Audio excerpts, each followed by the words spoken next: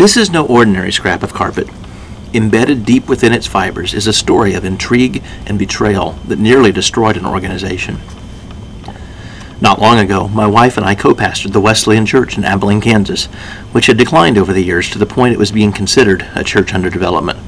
That means that the district board of leadership had dissolved the congregation's local leadership board due to the dire situation and had appointed specialists to come in, that's us, to make whatever changes were necessary to get it back on track. Our first Sunday there were 17 people present, and that was including the 5 from my family.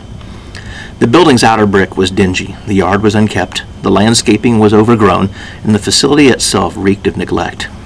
The decor of the office and sanctuary still looked like the mid-60s when the congregation was doing well during Eisenhower's presidency. Remember, he was from Abilene, so it was a happening place to be then. But to anybody under 40, the facility looked very retro. Over the course of time, we also discovered foundation and water intrusion issues, peeling paint, and obsolete sound and media equipment that had been stored in the hopes that someday maybe somebody could fix it. And no one ever did. We also found what looked like a mud dauber's nest that was growing, but which had actually turned out to be one of 3 active termite colonies that had been chewing away at the foundation structure. This became evident when I leaned a wall hanging against a wall one day, and it fell through, revealing that on several of the downstairs classroom walls, all that remained was the paint. The termites had chewed up all of the sheetrock and much of the 2x4 rib structure. Unfortunately, the situation there spiritually very much paralleled the situation physically. On the outside, it appeared physically sound, maybe a few quirks here and there and some older ways of doing things, but for the most part it looked solid. But on the inside, much of its foundation was rotting from the core from decades of neglect. But this was nothing compared to the carpet. You see, this carpet piece came from the nursery. Since we have young children, we noticed it right away, and so did some of the other younger families with kids that we started reaching. We knew something was fishy when we noticed the Precious Moments theme painted on the walls in lovely pastel shades, and how starkly it contrasted with this vibrant 60s themed shag carpet in avocado and goldenrod. But we just couldn't put our finger on why the odd combination coexisted. Well, one day I was crawling around on the floor playing with one of my children, who at the time was 5 years old, and I noticed a black powdery wisp come up every so often, and then the floor around it would get just a little bit darker. On closer examination, I discovered that it was a fine black powder that was erupting from cracks in the carpet, and then it would settle like volcanic ash, and the carpet got dirtier. Well, we stopped using the nursery after that, and most of the young families went back and forth between cycles of crying about the condition, laughing about how absurd, and despairing about its implications. Once a year, the city of Abilene has a spring cleanup day, where everything that gets set out by the street gets hauled off for free. You can probably guess what happened.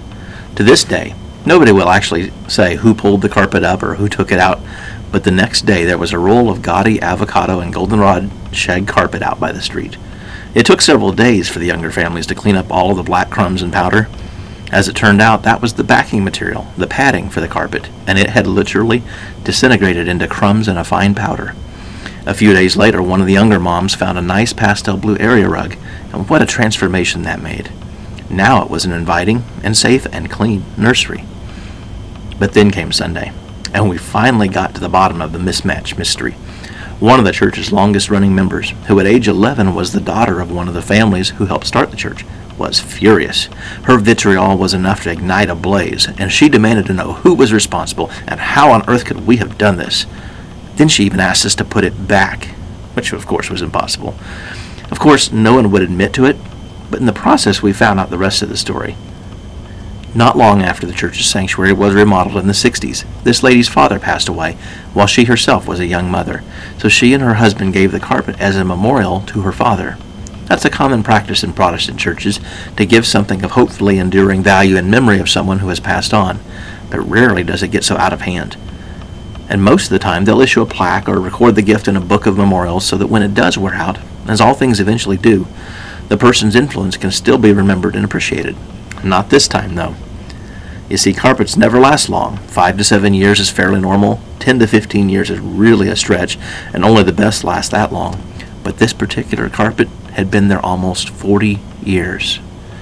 Over time, various younger mothers who were new to the congregation had insisted on updating the wall paint, the furnishings, and adding the Precious Moments motif, but no one dared touch the carpet.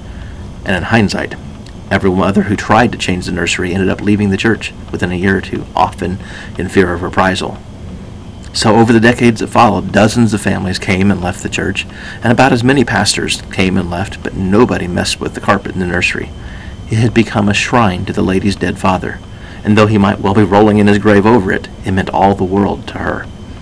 And so, like the rest of the building, and likely the spirit within, it continued to deteriorate while they kept up appearances, till somebody who didn't know any better did what ought to have been done 20 years earlier.